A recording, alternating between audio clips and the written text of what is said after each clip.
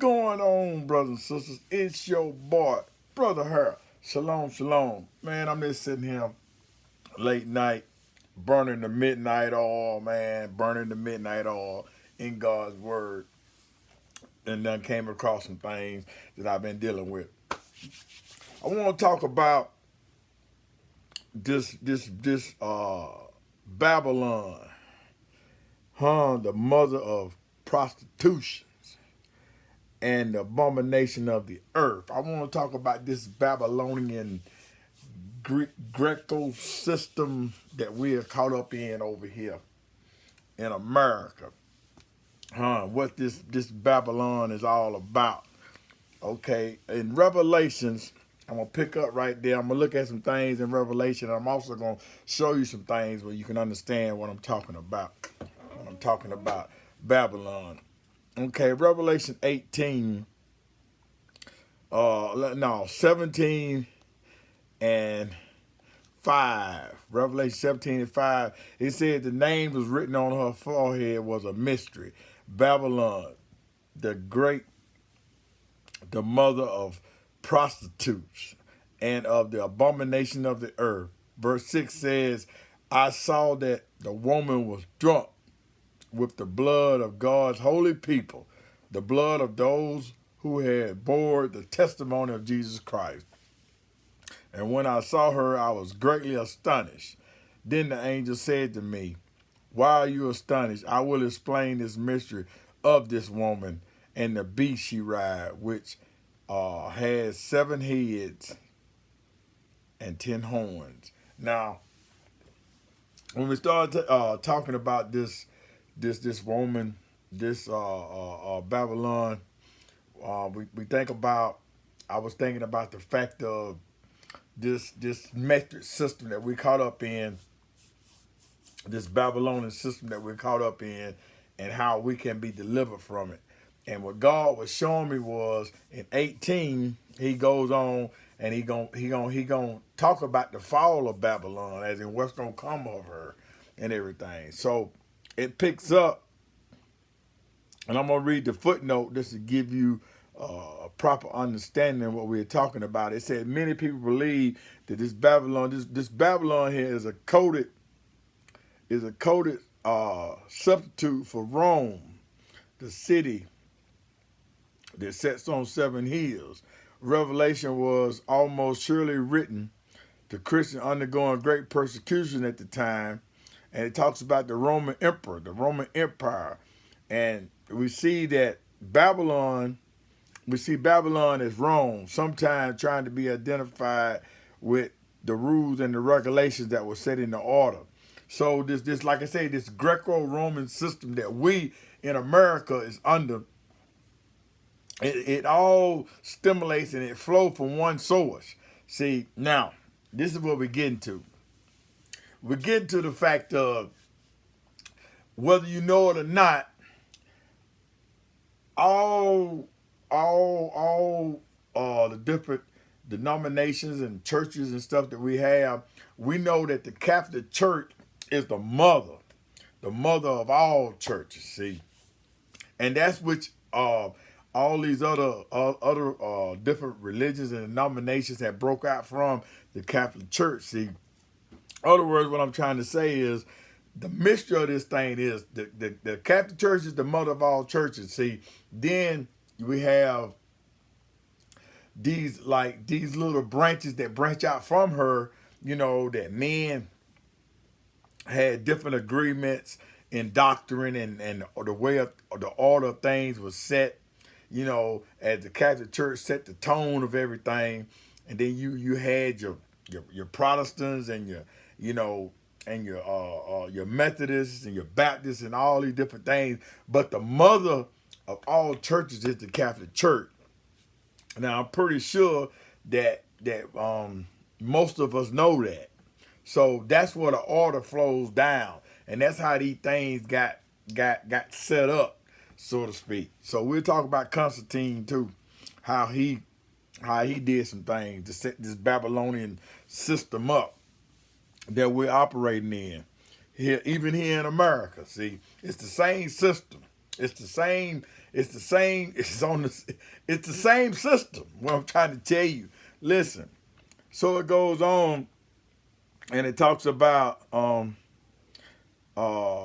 however, not all the emperors agree with this Babylonian standard for Jerusalem. Others believe, okay, rather than this all powerful world system that kill faithful Christians and seduce them away from God.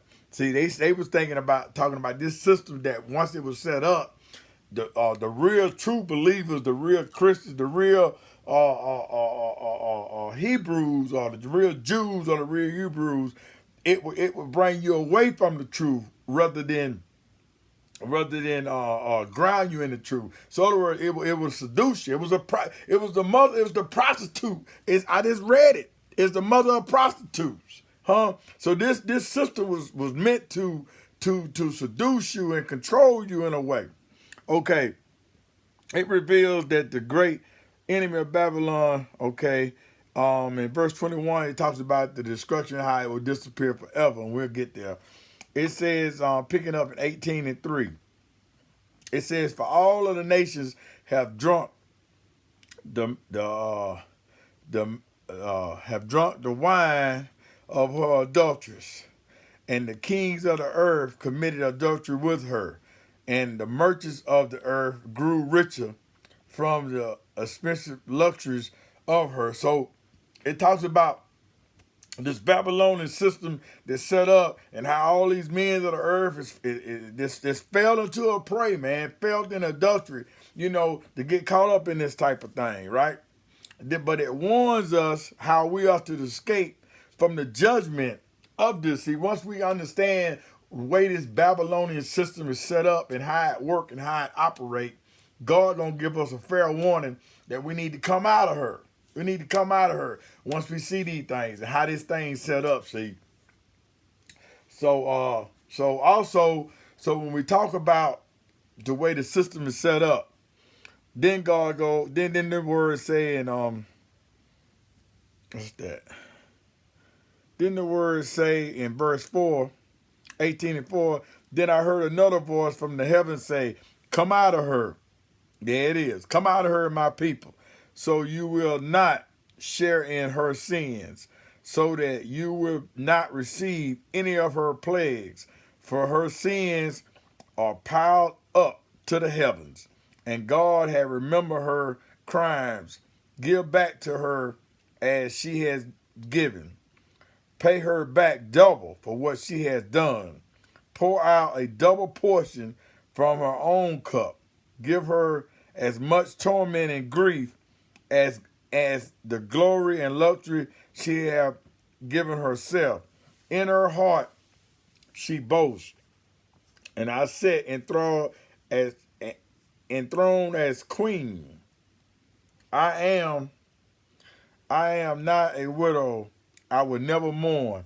Therefore one day her plagues will overtake her. Death mourns and phantom. She shall be consumed by fire.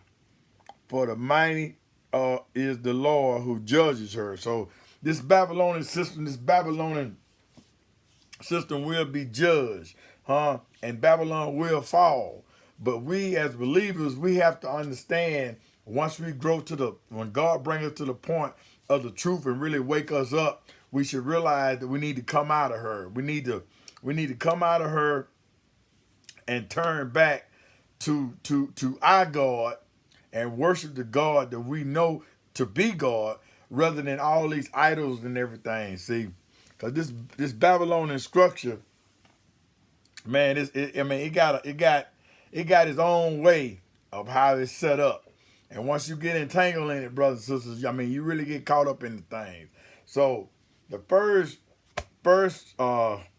picture I want to show you is what I put up Sunday concerning part of this system, and how within this system came all the pagan holidays, and how things were set up, and how the Bible the word have given us holy days to celebrate, but this system has gave us holidays because it tried to mix the paganism in with the book, and you can't do that. See what it is like it's like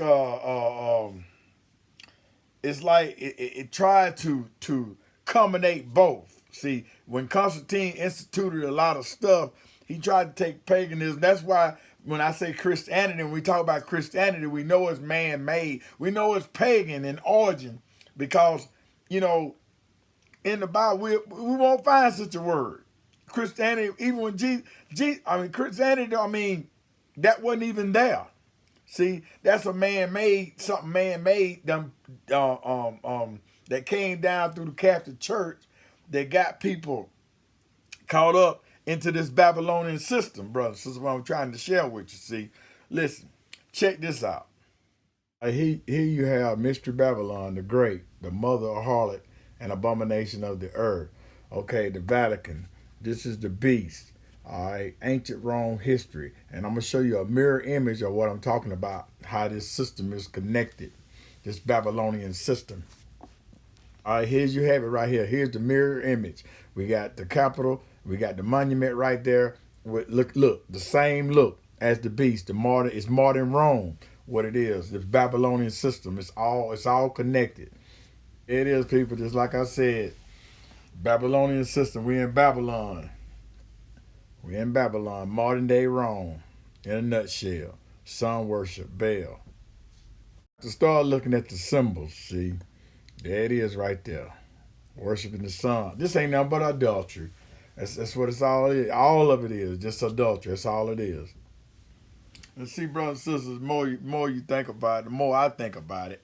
It's like you look at all of the pagan holidays, man, that come out of and we look at all the holidays and stuff, and it all adds up, man. Once you do your research and start looking at this stuff, man, I can't make this stuff up, but I do. I realize a lot of people don't want to get with it, don't want to see it for what it is.